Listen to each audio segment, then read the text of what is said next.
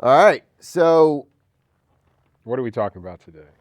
So me and my brother-in-law were talking about what it means to live a Christian, quiet life, like Paul talks about. Uh, I've always kind of wondered how that worked out because if you think about it, we have, like, especially in the West, I think, but I think around the world, every culture and even within the Christian tradition has these people who we look up to throughout history, right. right? We got John Knox, for example, right? Mm, Even Calvin mm, or Luther, mm, um, or even like outside of the faith, these people, Martin Luther, or the other people, between civil justice like warriors, these people mm, that have made changes throughout history. We don't look at them and then go, well, they should have just lived a quiet life. right. And so it's like, okay, well, where's the line? Like, what does that look like? And I think one thing we landed on was just looking at what's happening and obeying God Mm, over man, mm, which is something Paul also says. So we mm, can we can easily make that distinction there. The problem is, as a libertarian, I've always looked at America differently than I would if I was like living in under a monarch, and uh, basically I've seen the Constitution as the authority. yeah. Whereas if I was living under a monarch, I would believe the king is Right. the authority, Right. and I would have less issues with, like, Romans telling me to submit, like that Paul saying to submit to the authorities makes perfect sense. But for me, it's like my submission is to the highest authority, and the way that our government was set up specifically was so that the Constitution was the highest authority, Right. and that the next authority down wasn't just one man, but different branches that were supposed to keep each other in check, Yeah. and they're all supposed to be in submission to the Constitution. Mm, So my line of thinking since I was a teenager was like that the nullification concept, right? Like mm, 10th Amendment. Whenever the government is doing stuff that is wrong or that is unconstitutional, I think that the people have the obligation and the right to stand up and say no more. However, sometimes I've asked myself and wondered if that is just me trying to escape the implications and imperatives from Romans 13 and trying to skirt around submitting, you know. Um, but take marijuana for example. Marijuana, mm, like, is one of the easiest examples of where the states clearly and the peoples clearly were like, we don't care. right. We don't care what you say. You have no authority over this topic. There's nowhere in the Constitution that gives you authority over this topic. Mm, Therefore, we're going to do whatever we want. mm, And the federal government basically responded with, whatever. Like they haven't stepped in and gone, the FBI is not going door to door in right. Colorado arresting people. But in light of things that are coming up in the world, like you got the war with between Israel and Palestine and now Iran, um, and Russia and Ukraine, all these different things. Like my head, maybe it's because I was raised with very like heavy education in history and Mm, wars and things like that and patriotism, that maybe I'm more paranoid. But I see this as a time for Christians and people across the country to be really careful and prepared for what's coming next, because I mm, think that during war, as you know, tyranny rises a lot faster, mm, and it's a lot easier for tyranny to rise. And so it's like, where do we draw the line, and where do we go? No, we should stand up and say or even do something about what's happening, mm, the infringements. We haven't done it really for a long, long time. Like, mm, systematically, we've failed over and over. Edward Snowden revealed that the government was spying on us, and mm, we were like really upset for like maybe 6 months, and then everyone's like, well, okay, mm, there's nothing we can do about it. mm, That's the classic thing, and I hear that all the time from people who I consider to be patriots and consider to be like really, strong men. They'll be like, "There's nothing you can do, so stop thinking about it." mm, And I'm just like, that's not the mentality that any of these men that we revere through history had, and yet we revere them. So what are we doing? You know, like what's going on in our minds, in our lives, that's so important or so has taken hold of us so much. my initial thought is comfort. Like we become so comfortable that we convince ourselves there's nothing we can really do. Yeah. Or the thing that we can do is either seems too mundane and doesn't have a big enough impact because we love drama. We want to be the instigators of like massive change. We want to be the Martin Luthers. We want to be the people who really change things. But the other alternative or the other side of that is, the things that we would have to do would require too much change in our life or Mm-hmm. too much risk. Mm-hmm. So what are your thoughts? Like how should Christians look at what's happening in the world and, whether it's social injustice, or, unjust wars that we're fighting or participating in, or even proxy wars, right? Like the whole discussion of like my tax dollars are going to fight in these proxy wars that I do not agree with, that I believe are immoral. Like at what point do Christians go, we need to start actually taking some action here and actually saying no more, like enough is enough? I guess so back to what generated the whole discussion, I look at Paul, I think he was in Corinth, where he caused the riot. They was about to take him and throw him off the cliff or whatever. I think it was Corinth. Was he living a peaceable life? Right. Maybe he was. It was the message they was reacting to. Right. Then I think about, so I'm using him as the archetype. I think about when he faced the Sanhedrin. Now, those are made up of Pharisees and Sadducees. You could say those more conservative, those more liberal in terms of their view of Judaism, right? And he made them both mad, right? Him being a Pharisee of the Pharisees, he said he was. I think about now, he's not the archetype. Jesus is the archetype. Sure. Jesus, again, made all types of people mad. Whether it was the Sanhedrin, Pharisees, Sadducees, the Roman Empire. But he lived a peaceable life, right? His conduct, how he spoke, his treatment of people, I would argue was peaceable. Same with Paul when he was after he was converted. But what was said flew in the face of all the powers there, the religious powers, the political powers. So religious powers being, again, the Sanhedrin, in relationship to the resurrection and the law. So he touched both sides. Sadducees rejected any concept of the resurrection. Pharisees, they was all about the law and adding to it on top of it. You get to Paul, similar thing. Now he's pushing that the Sanhedrin and Rome, that there was a greater power, and that power is vested in the name of Jesus, right? And, for the Romans, I was like, no, because now you're putting up another god in the face of Caesar, right? Right. Obviously, for the Sanhedrin, their concept of the Messiah was not to be understood as some rabbi that came out of Nazareth.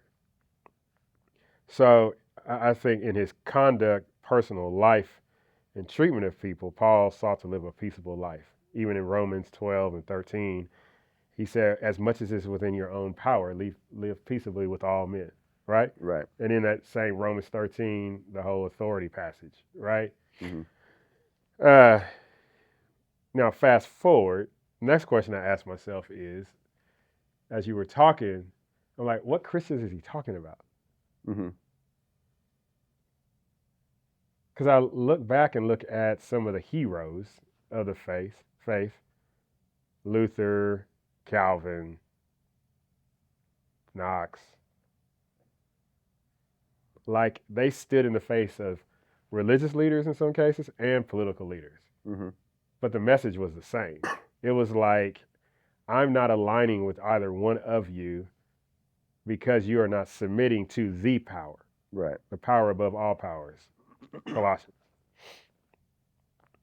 So now I look at what's going on today, right? Think about Israel in its back and forth with Palestine or Gaza, Israel now with Iran, right? Now I feel like my reflection doesn't go previous to 2020 because Black Lives Matter. Now you got the whole immigration thing going on right now, right? And you see, depending on somebody's political viewpoint, they seek to attach Jesus to it. Right. So my brothers and sisters who are on the left, they're all about invoking every red letter thing that comes with Jesus. Right. And are selective from the Old Testament as it relates to dealing with immigrants and foreigners. Right. And they can give the impression as if the government should follow those dictums. Really? Right. So you want a theocracy. Right. You want a government that aligns with the Constitution or the words of this ancient Near East book that you've already actually said for a lot of you, there is no resurrection, or it's too exclusive to say Jesus is the only way. Right. But that stuff has always come from the left. Yeah. Right. Well, they're pushing that narrative. Right. But specifically because they know the right is supposed to.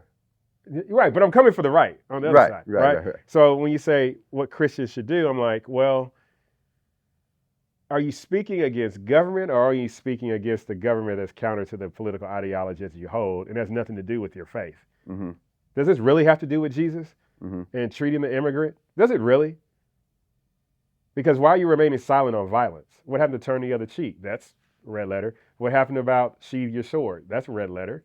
What about, I don't know, just respect of property? That's red letter. But you seek to justify the violence on behalf of other passages in Scripture. Now, to the other Christians on the right, you seek to tie your Jesus. Now, right? Pray for Israel. Why? Right. Why? And then I will get even more specific. Which Christians on that side are we talking about? Now, in my mind, I hear the pre-trib, Chuck Smith, right, West Coast, rapture type. That's like, we need this to happen for the rapture to happen and blah, blah, blah. Right. So on and so forth. Tribulation, whether you mid, pre-trib, post-trib, whatever, right? And then I'm like, do you really want that to happen? Because that's a slaughter of a whole lot of Jews. Yeah, but we shouldn't be the ones trying to make that happen anyway. That's not how that's supposed to work. Right. Yeah. So you're standing there celebrating, right? Okay. They did a strike, 4 soldiers died. I mean, the soldiers signed up what they know what they're signing up for, got it, still.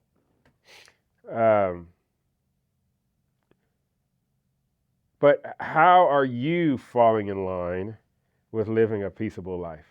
Is your gospel message targeted across at the government, whole blank? We should not be doing this because this is not reflective of the kingdom of God and what heaven on earth is supposed to look like?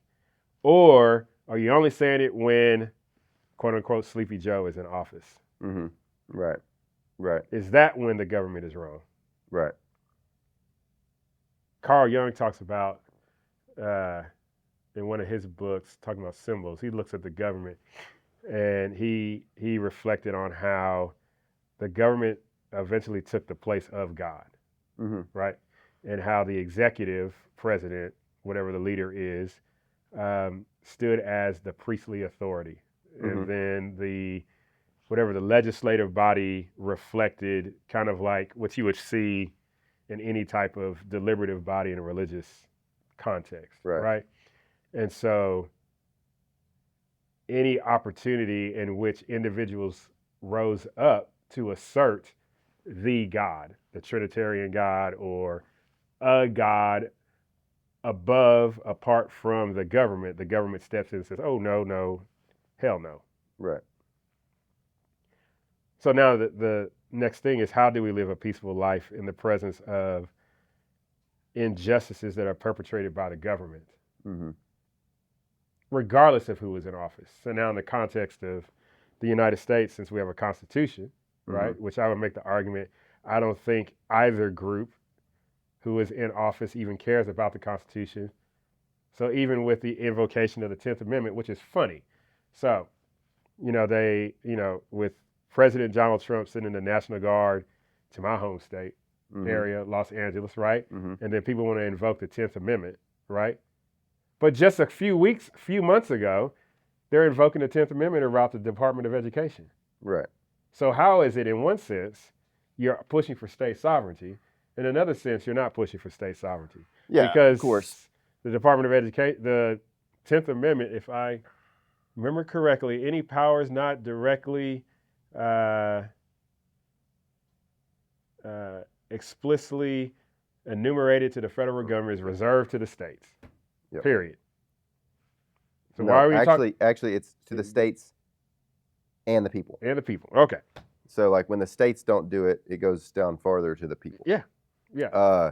Yeah. So exactly. But I think that people use the Constitution the same way Christians use the Bible a lot of times. So even if we find parts of it that we want to use at a certain time, and we find parts that we want to use at a certain time. Yeah. The human beings seem to be really good at taking whatever structural law or imperatives or anything really, and turning it on its head and using it for our own personal gain. That's or right. Perspective. I think that you were saying like what Christians. One person that came to mind, another in a different, like completely different type of hero, but Corrie ten Boom and her family, right? Like they hid Jews, they broke the law, they even lied at times. Although Corrie didn't. Corrie wanted to lie, like she was down for lying to protect the Jews that she was hiding, and I always found it fascinating because her sister didn't want to lie. I believe it was her sister. I could be getting the stories wrong, but I know at one point her sister kind of did push back and basically encourage Corrie to kind of stick to trusting God and either sticking to the truth or just sticking to love, period, across the board. But there's this part where the I think it's the SS come in and they're like looking for the Jews and she doesn't want to lie, so she's like, yeah, they're under the table, sarcastically. But they actually were under the table, but she made sure it was very sarcastic and everything. And then I always contrast that with, and I can't remember the name of the girl in the Old Testament that was rewarded by God, for lying and protecting the Israelites. So it's fascinating to me how we look at these people who pushed back in a very like illegal criminal way.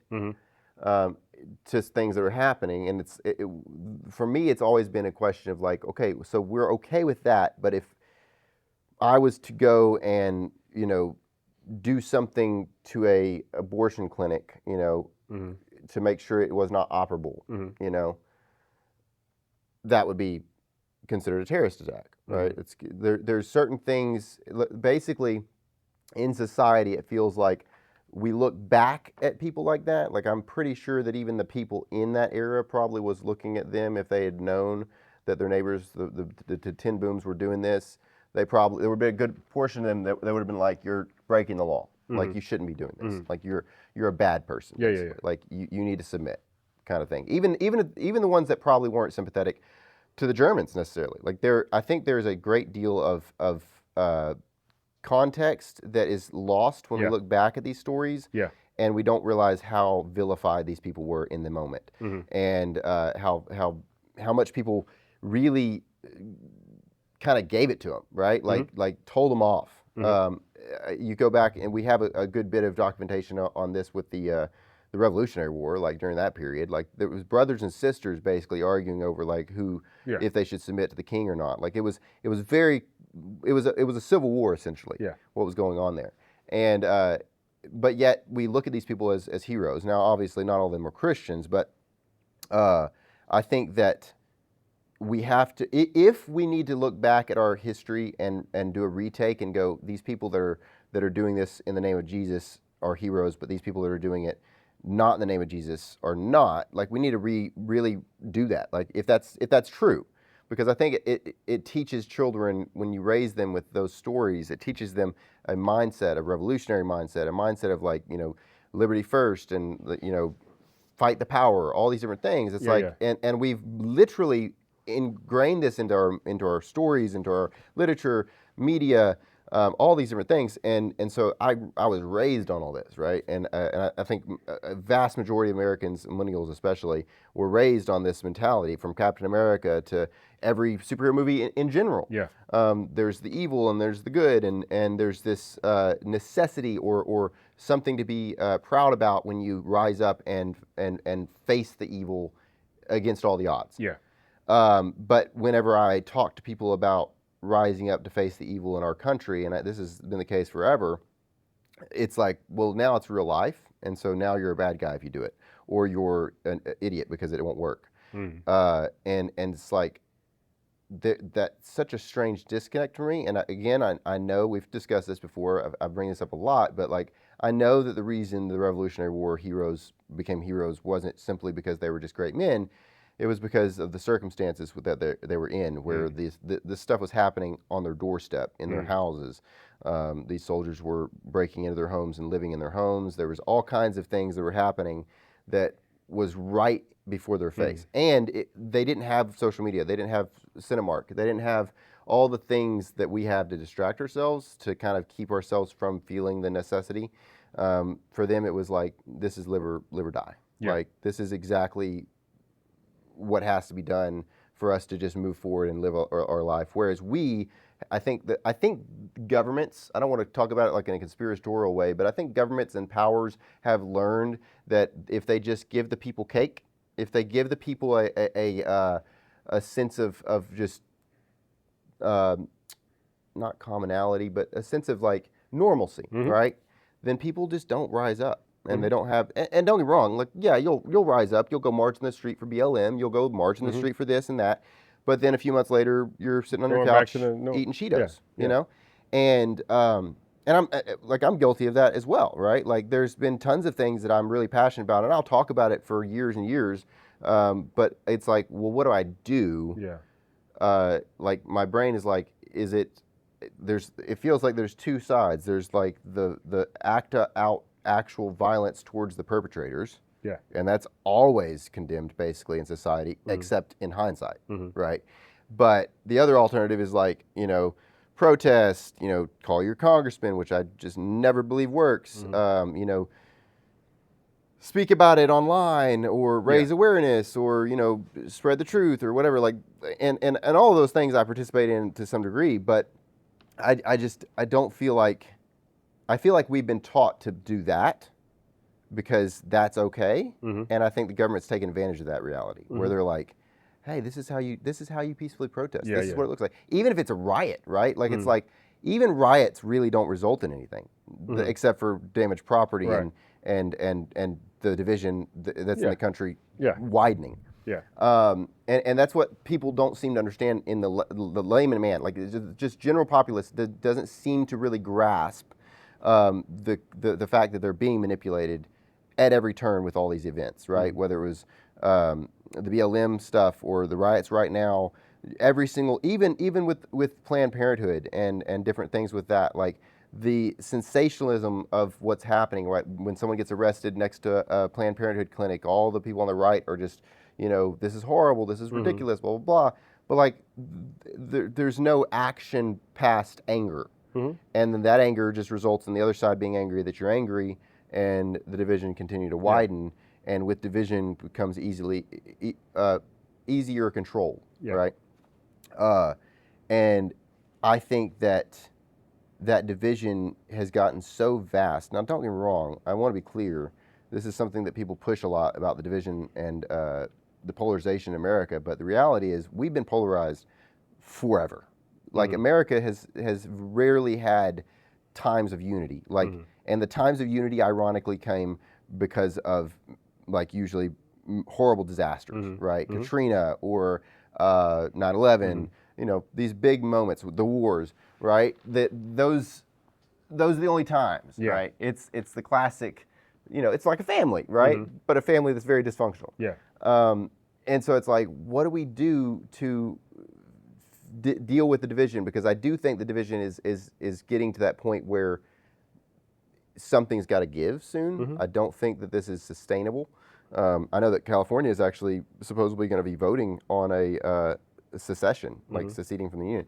So that's interesting. But I just don't know. Like, what do you think that the average person who lives a life, has a 9 to 5, what do you think that their responsibility is when it comes to? And I won't even say responsibility. I'm saying if they do feel their conscience is smitten, or they feel that there is something they should do, what do you think they should do? Well, If you were to like just talking to, you were actually talking to someone and well, they were like, I feel that I should do something. yeah. What do I do? Well, the first thing I would tell people, and I've told people, is you can't do everything. Right. I think the situation which we're in now, because we're inundated with all these images and videos that's coming at us 24/7, right? It's overwhelming, right? Either it's coming from your city, your state, the country, across the world. It's all these images of somebody crying, somebody's body's been blown up, some dirty old face as the baby is crying because they've lost their mom in a bomb strike, or you got a street full of homeless people who are hungry, whatever, or you got cities on fire. It's just so overwhelming. Somebody can think, well, what am I supposed to do, right? And I tell people, well, I would tell that individual, well, what are you doing at home right now? First responsibility should be yourself, right? Outside of that, I think everybody's called to do something, to fix something outside of their house. Right. Pursue what's meaningful. Yeah, something. It could be just picking up trash on your street. That could be your thing. It could be taking care of little puppies. I mean, I don't care, right? Right. But it's not you taking care of puppies and this and this and this and go fight a war and all. You can't do it all, right? So what is it that you're called to do and that makes you feel alive? But then also, it's humanizing, where you're not trampling on somebody else, forcing somebody else to do something that they don't want to do. Right. That's kind of my two things, right? If you can answer like, what's making you happy is not going to cause you to be a tyrant to somebody else. Okay, fine, keep moving in that forward, direction, right? And then find like-minded people and like-minded organizations that are like that. But that requires some discernment. That requires some investigation. I'm not asking you to act yet. That's you gathering some information, doing some reflection, and be like, okay, I can go further with them.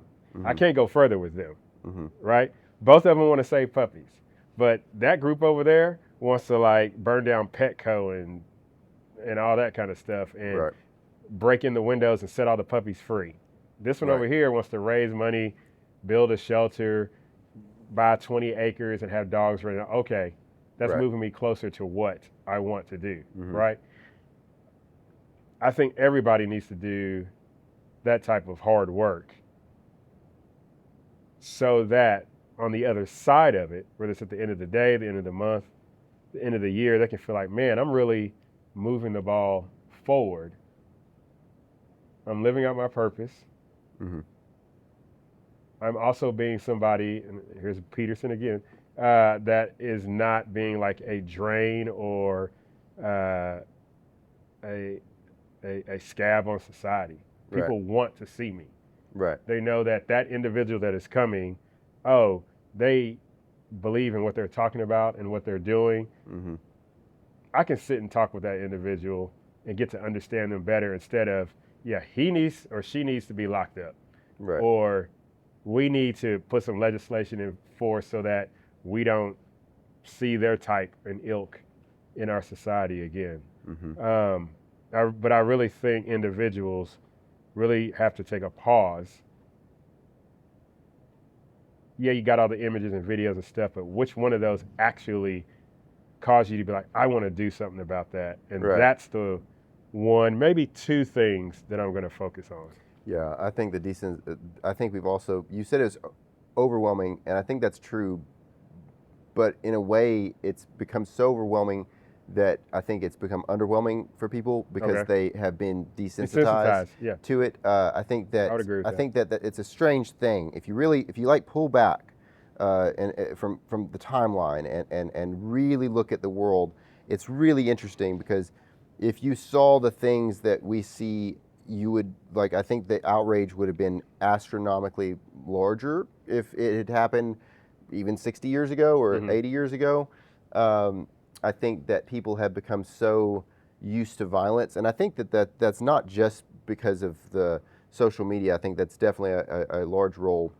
I think media, I think movies, video games, and I'm not saying video games make people violent. I'm saying that video games do desensitize or devalue the atrocities of war. I think that people over time have, especially the younger generation.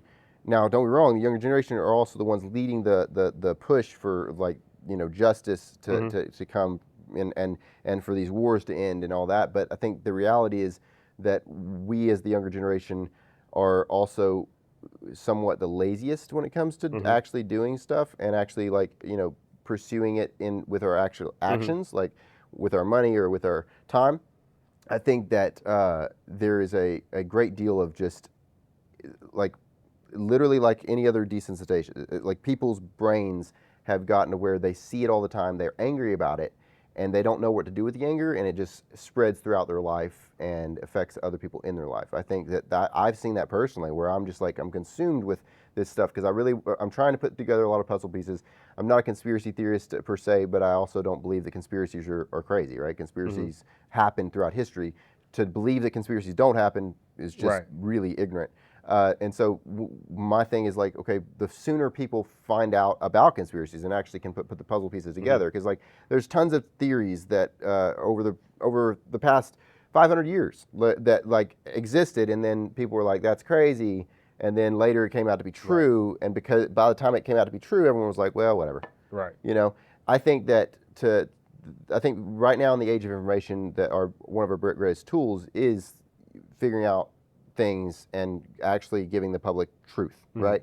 And so that's something I've been working on, but it has consumed a good deal of my brainwaves, so to speak. Like I'm kind of thinking about stuff a lot, and like people are like, well, are you going to ever stop talking about Palestine and Israel, or are you going to ever stop talking about this or that? And I'm just like, well, there's a few different reasons for why, but one of the things is like I had gone down some rabbit holes for different conspiracy theories over the past 10 or 12 years. Right? Since I was 16 years old, I was like really like diehard patriot, wanted to go join the war, because I remember 9/11 when I was a kid, and that kind of inspired me to kind of have this mentality, and I wanted to go I wanted to be a soldier. Like that was my main dream, because I was the guy that saluted every flag. Like I was, that weird homeschooler, right? And then I started like researching 9/11 because I was curious, and I think I ended up doing a report on it. And let's just say I didn't get a lot of like support from the report, because when I actually dove in, I started being like, this stuff doesn't make sense. Like I read the official story, like the official explanation for stuff, and I was like, there's so many holes in this story, and I was labeled a crazy person, like, and then that just made me go, okay, well now I'm really curious. Like, why is this so crazy to ask questions about? Why is it automatically that you're like stepping on some sort of like very sensitive topic to ask questions? Like I'm not making claims. I'm asking questions. And so that rabbit hole and another rabbit hole, and now I'm going down this massive rabbit hole with trying to understand how all these pieces have worked out, because it seems like there have been some commonality in forces, from the CIA to Mossad to our government and Israel's at large, to Western governments in general, and all these different things, and mainly the banks. I've like gone down this rabbit hole, and it's like I think I'm starting to understand why my obsession has peaked, is because all those rabbit holes I went down are all converging, and I'm starting to learn that there's like a commonality between all of them, and these are years apart. Like I would go down a rabbit hole and get so engulfed into reading and researching something that I would be like, okay, this is unhealthy, and so I would just stop. I would cut myself off. Not that I resolve the thing, but I would just be like, I don't know what to do about this stuff that I'm learning. Like at one point, I was going down the rabbit hole of Pizzagate, which is this conspiracy that's pretty crazy, sounds pretty crazy, and it's such a it's a thin conspiracy that's really far-reaching, and so it's hard to latch on because it has so many implications in so many different areas of society, from Hollywood to political and all this different stuff. And so I went down that rabbit hole, and I was like, Jackie, I'm gonna pack up, and I'm gonna go be a video journalist and actually document this stuff, because like no one's actually going to these actual spots. We have actual addresses, and people aren't going there, and the people that are going there are either disappearing or just really weird, suspicious stuff's going on. And but then I was just like, this is the next kind of topic that I wanted to discuss. How do you balance doing those things that are risky, that you feel that you should do, to bring out truth, whether it's journalism or whether it's activism or taking up arms against an evil entity of any kind, right? Whatever it is, we look at history, we see what they did, and we see people that were able to take those things, but they were putting their families' risks or lives at risk, and they're it's not just personal, right? For me, it's like, if I was just gonna like hurt myself, fine, but then it's like, I got to provide for my family, and the Bible tells me to do that. So like, how do you balance those two? So basically, oh yeah, I'm supposed to sit forward. That's right. So basically, we kind of discussed like the layman person that wants to take action. I'm asking, what about whenever someone feels convicted almost, or really feels an urge to do something more drastic that actually they know puts their family at risk? Like, how do you balance your responsibility to your family? Is this a individual conscience thing, do you think? Or do you think that we have enough examples throughout history to point to that we can say, no, it's good? And one of the things about history is we don't have all the examples of where people did those things. They rose up, or they took action, and then it didn't work out, and they did lose their family, or they did lose their life, or their life was ruined, right? You take the journalist in the movie Kill the Messenger. This is a true story about a journalist who was exposing some stuff the CIA did with the drug cartels and things like that. He ended up committing suicide, right? And suicide, I mean, no one knows for sure. Even the movie kind of puts it in this vague context. But his family, I believe his wife divorced him. I can't remember what happens with his kids, but like his whole life got shattered because he was like, no, I've got to do this. I've got to actually report on this story. That's an example. Where should Christians, you good? You good? Okay. Where should Christians like draw the line of going, no, my family's too important, I can't do these things? I mean, I think, well, going back to Paul, I think he said, I wish none of y'all would be married. Right. So he was able to do things that, others couldn't do, right, at that period of time. And the purpose was more so about Jesus, and so that, like, well, I mean, it's the calling. So I mean, that's the highest calling. Right. Now you may not have you won't have the apostolic call. Right. Right. It's okay, my high church people. There's a portion that believe otherwise.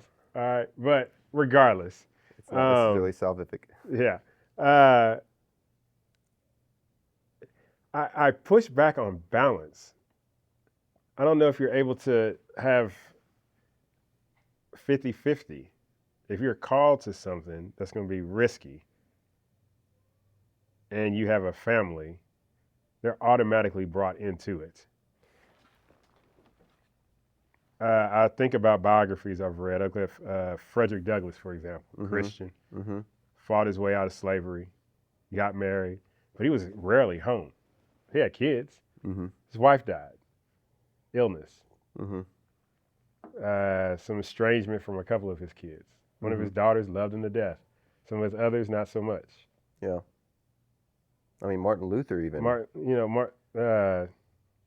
my thing with Martin Luther is interesting because he did all these great things, Mm-hmm. but if I'm not mistaken, his personal life like was damaged because Mm-hmm. of it, with his Yeah. wife and his relationships, Yeah. and even maybe even his own morals. Like he compromised in certain ways, supposedly because of the place he was in, right? Yeah. And so it's like, Yeah. And so when an individual experiences that uh, conviction and is called to now do something about it, they should have that conversation, mm-hmm, family, uh, with the understanding there's going to be some trade-offs in terms of time. I think first and foremost, in terms of even some resources, mm-hmm, things like that. I think he or she should remind the family that they are loved, but there is this other thing that they have been called to. That also necessarily doesn't mean I'm asking you to physically be involved with this as right, well, because you right, have examples of a lot of these are men um, who the wife was at home with the kids while they were out doing the thing, right? right, Um, but again, you have example of women who do it, but even some of it's never get the sense whether they had children or not. right. But if they didn't have kids, What's that that? was a What was the sacrifice. lady's name that like helped? I can't remember how many hundreds. I think it was hundreds of people, slaves. Oh, Sojourner Truth. Yeah, Yeah. So Harriet Tubman, excuse me. Uh, no kids, yeah, anything like that. But somebody can make the argument that the role of a woman is to bring children into the world. But that's something that she set aside. right, She risked not bringing in life in order to provide an opportunity for people to have a life. right, You know, um, so in today's age, now 21st century, those individuals that got that conviction, you got to really ask yourself whether you're single or uh, have a loved one and family, what are you willing to trade? mm-hmm, Even as a single person, you are trading something mm-hmm, on behalf of an idea, more specifically on behalf of individuals, right? For a person that's got a family, similar thing. You are trading, again, time, resources for this idea and other individuals. And there is a strong possibility that you're going to lose mm-hmm. for the sake of others. But then you have to ask yourself, was it worth it? Was it worth it? This is a small sidestep, but it Mm-hmm. brings up this thing that I just read the other day that I really was shocked by. You know who A.W. Tozer is? Mm-hmm. Great pastor, great Mm-hmm. theologian. I disagree with him on some things, Yeah. but overall, like really solid dude, from everything that I've read. Um, but I didn't know this, and I haven't verified it too extensively, but I did look it up, and it seems to be probably pretty true. Mm-hmm. His wife said something along the lines of that he like kind of put his ministry first, Mm-hmm. and it caused their relationship to suffer, Mm-hmm. and that she basically like had a completely different um, relationship with her second husband Mm-hmm. after he died, and without saying it in so many words, she basically was saying that like it really hurt her Mm-hmm. that he had put essentially God Mm-hmm. ahead of her Mm-hmm. and his ministry ahead of her and her the family. And I find that fascinating because when I read that, I was like, that's so strange, because it's like, was he putting God ahead of her, or was he putting himself ahead of her? Because especially in those kind of contexts, it's easy to like look at the situation like that and go, he's doing all these great things, it's Yeah. worth it, right? But it's like, but he's also commanded to take care of his home, to Yeah. love her like Christ loved the church. Mm-hmm. And so it's like, was he just simply being a hypocrite, and the greater good still came about? But obviously his books have touched Mm-hmm. like probably millions of Mm-hmm. lives at some point. Like he's just a really, really phenomenal like writer and an author and pastor, and yet he was essentially, assuming she's telling the truth, he was essentially compromising his responsibilities on this lower level, which again, it's like, I feel like in society and in the Christian faith, we look at a pastor who falls, you know, from their place because they sinned in this way or that way, and we're like, you know, shame, shame, to hell with you almost. Like our own Christian society is just toxic with each other, right? Whenever someone big falls, Right. it's like everyone wants to talk about it. It's like what's that newsboy guy that Yeah, just yeah, and yeah. K-Love and all them just took off all the music. Like, Yeah, it's like very interesting to me how that works, and yet we have David, who was God's man, right? Celebrated. And considered one of the greatest kings, or Solomon, right? Yeah. Who was what was it, like 1,000 concubines or Something 1,000 like that. between the two? Yeah. The concubines and wives. And it's like, okay, so we have these people who God blessed, who God said was wise, or who God said was a great king, and granted, God, you know, disciplined David and whatnot, but it's like we have this strange dichotomy of where we look at these people with reverence and like almost awe, right? We probably elevate them too high. Not just David, but like these pastors and these people in society, we elevate them too high, and then when they fall, we're all like, you know, wow, Right. how could you? Right. Like you're not a Christian, right? It's like, but like you fall, but you don't have 10 million followers, and so no one really knows about it. So I guess you feel like you're forgiven. Yeah, I think there's a heavy burden that comes when you're like, I used to say called to do something, but we're all called to do something. Right. You know, it's not like because you got 10 million followers, your calling is more important than the guy that's just, you know, warring against his own sin, you know, at home and works at a soup kitchen every Sunday, you know. But I think those more public, world-changing type activities, people see that individual doing that and they're like, yeah, you better be perfect. Yeah. Right? Right. And maybe it could be part of the human experience of, I see that's how I could be. Right. But I can't be that way because I got my own thing. Right. But as long as I believe he or she is doing that, they've overcome all of their things. But as soon as it happens, maybe what I'm reacting to is, dang, that happened to them, there's no hope for me. Right. And so I'm angry. Yeah, because we look at those people and we somehow forget, as Christians, and I'm not just talking about like some fringe denominations that have really bad theology.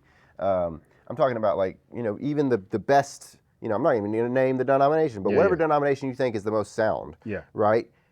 Within those circles, we still have this constant thing where we look at these people, and then when they fall, it's like, how could they have fallen? Yeah. While we fall. And we know if we fall. Like, well, we know like that happens, but we look at them and it's like, how could you do this? Like it's like they believe that the sin nature of the man or the woman is somehow diminished, or the man is strong enough that he should be able to resist it once they're at a certain level of fame, which is ironically the opposite, because it's the level of fame can also increase the temptation, right? And yet we look at them and act like when they fall, like we're like, you know, how could you? And then we by doing that, we're forgetting that it's Christ and the Spirit that enable us to do good in the first place. So it's like we're not doing all this good. Like it's not of us. Right. It's from God. And so when those pastors are doing all that great stuff and doing all those good things and stuff, it's like that's only by the strength of God. Yeah.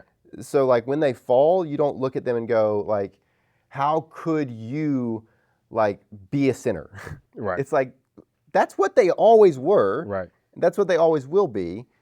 But they can still be a sinner saved by grace because it's the grace that God gave them in the first place. It doesn't change. It didn't change, oh, well, now they fell. Suddenly they've like nullified that grace. It's like, no, and I'm not saying that there's not context where you see someone who was in that place and they were living a life of a lie and they aren't repentant. That's happened, right? Yeah. You've got instances of that of people going, well, I'm actually not even a Christian at all, or I actually just believe this about Jesus and like all that was a farce. Yeah. That's not what I'm talking about. I'm talking about people who have repented. Like there was this I can't remember the guy's name, but there was this big pastor in the Reformed area.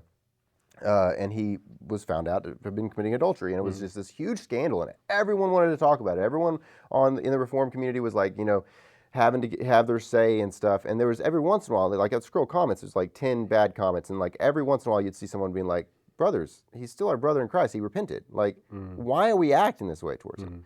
It's like it's the classic bully thing. I think to a certain degree, on some part of our brain, we want to like scorn the people who fall publicly so that we can feel better about ourselves. Yeah.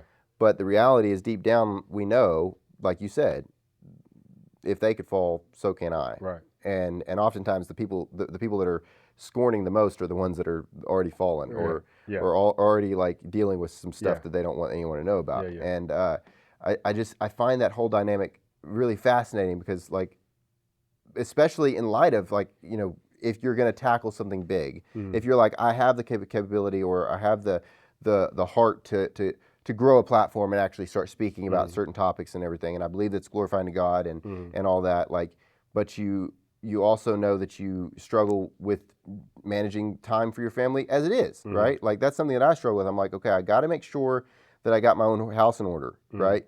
But I also feel like I'm burnt out in certain areas of my business life and at times, and I'm like, well, I want to do something that I enjoy, but then I'm like, I struggle just to get up on time. I struggle to like have good, healthy routines and stuff. And I'm 29 years old, and it's just like that roller coaster of emotions or of like self, belief, and then like that's not going to work and all that stuff. I think that this is something that Christians struggle with across the board, and we look at these idols that we've set up, right? People that are great sometimes, and some people that don't fall, but we still look at them.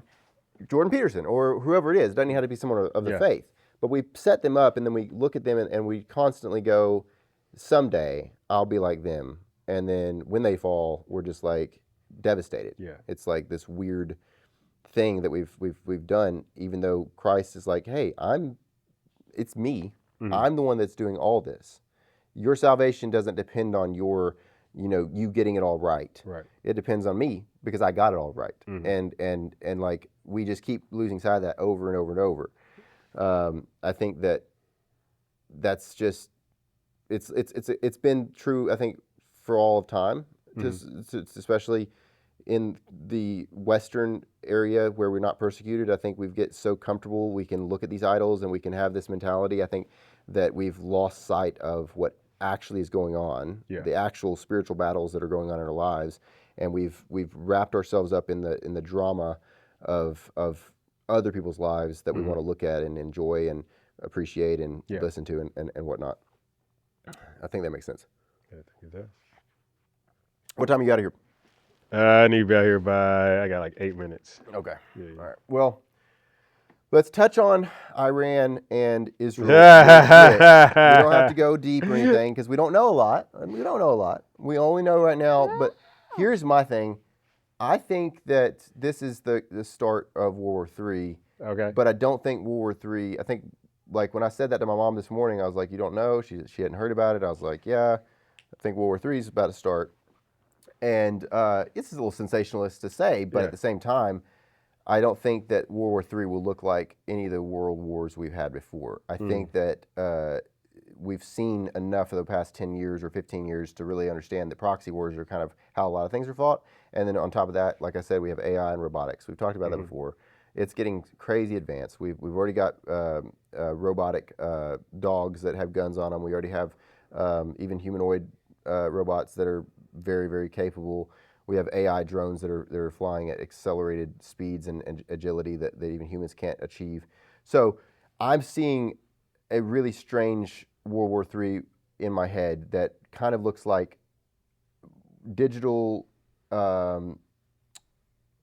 warfare and robotics warfare and AI warfare, but that decimates third world countries and the countries that don't have that technology. Mm. Because I don't think that it means that lives won't be lost. I just don't think it'll be the lives of Americans and Chinese necessarily and the people that have this technology. Mm-hmm. Like, and that's really, really disturbing to me because I've been watching, and like I said, we've been desensitized. I think that the result of this is people are going to continue doing the exact same thing we're doing now, where we're angry and we don't like certain things that are happening around the world, but because it's not actually affecting us in our actual like homes, we're going to continue letting it happen. And I feel like that's just going to usher in I'm not going to say new world order, but if things fold out or unfold the way I expect them to, a lot of poor countries are going to get really wrecked, and a lot of real estate's going to go up on the market, and a lot of people are going to start. I don't think that the world's going to look the same in 10 years at all. So, combat arms officer, one of the things that was drilled into us, at least the United States Army, our sole mission is to fight and win the nation's wars. Mm-hmm.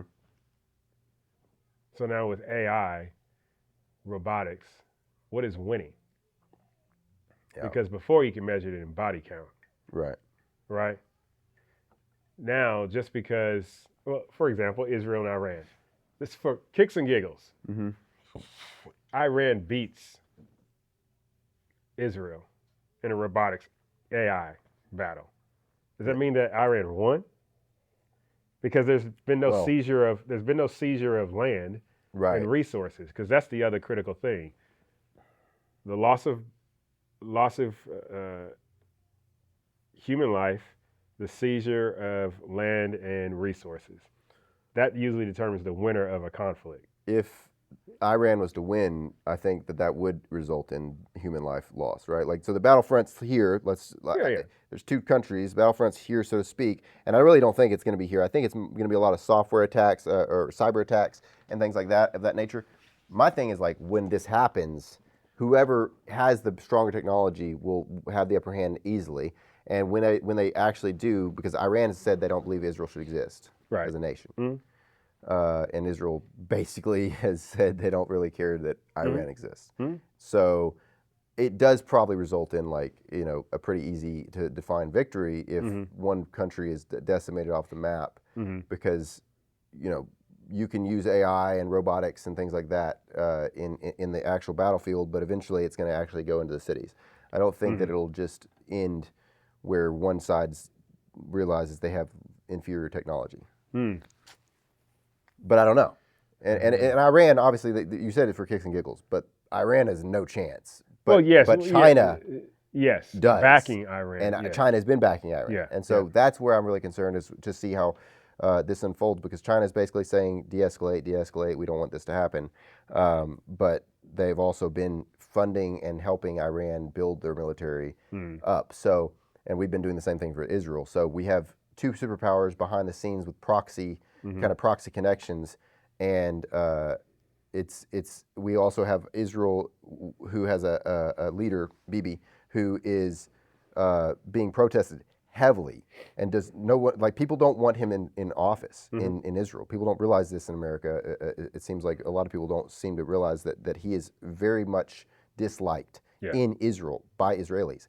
And so he's using this, I believe, to start a war so that he can stay in power. It's why he pushed the Palestinian conflict the way he did, I believe.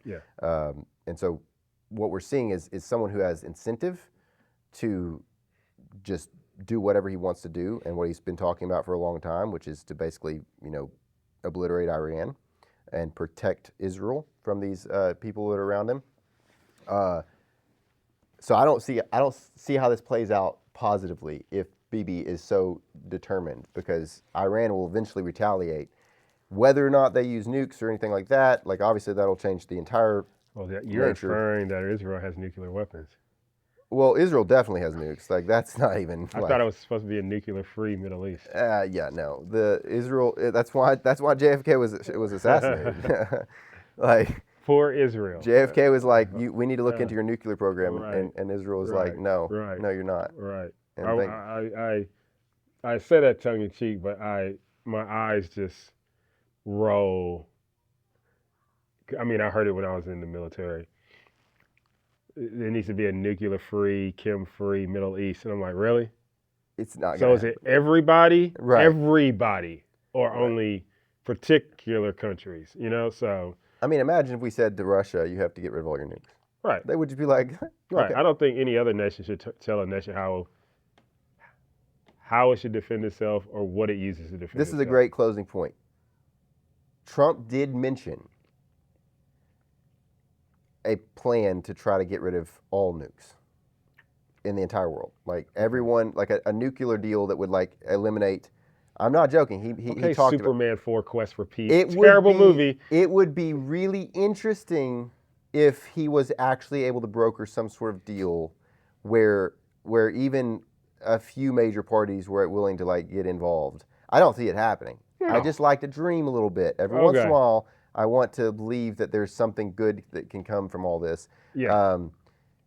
Because I mean, nuclear warfare is like I told my friends last night. I was like, I think we might actually see nuclear warfare in our lifetime. Like I think that we have become so, it's become such a like a movie like or you know a cinematic like Right. reality that we're like, yeah, you That know, happened one time. it's Yeah. never going to happen Or again. twice it happened. Even though we've developed stuff that's like Far worse now. way worse, Yeah. like incomprehensible. So yeah, I don't know how this pans out. I just don't see it going well because Iran has every incentive right now to be really angry, Mm-hmm. and Israel or Bibi specifically has every incentive to stay in power, Mm-hmm. and he does that through war, which is a classic leadership tactic. Mm-hmm. So if they go on all out war, unless China just goes, you know what, actually, we're just going to completely stay out of this mess. And Trump's been pushing so hard for, you know, pro-Israel stance. I don't think that there's any version where we don't get involved. I kind of selfishly hope it's a proxy war, but it really depends because I could see if these riots continue and they spread across the nation in a really bad way, I could see like China seeing this as a great opportunity to like, you know, go ahead and escalate things and pull the U.S. into it. But I guess we'll find out. And I don't know where Russia stands on all this really. I know that technically speaking, they're weaker because of the Ukraine conflict to a certain degree. But I was looking at the stats on World War I and II, and it's just like crazy how much the Soviet Union and Russia, like they always are like the leading, like death count, like because they just pour bodies into wars. Yeah, like it's crazy how I don't even know the population of Russia, but it seems like it's unlimited because they just. But it's consistent with a communist type ideology. Yeah. I mean, and China's the same way. Right. So it's going to be, and they have the bodies to pour in. Right. So I don't see it happening boots on the ground in America. Like I honestly can't see that happening except for with a nuclear strike. Yeah. But my brain is like, I didn't see COVID coming either. Like I didn't see, and with Bill Gates having hinted jokingly a couple years or 3 years ago about the next virus is going to make everyone like listen, so to speak, or something along those lines. He's like, you know, people will pay attention with the next one, and he like laughs. So like I'm like, what is? I'm not saying Bill Gates is behind anything. I'm just saying like if he's so smart and he's involved in this industry, and he's saying there's going to be a next one. Yeah. What does that look like for, you know, World War III? Because that could really change things up if there's a virus that's around the world. Yeah.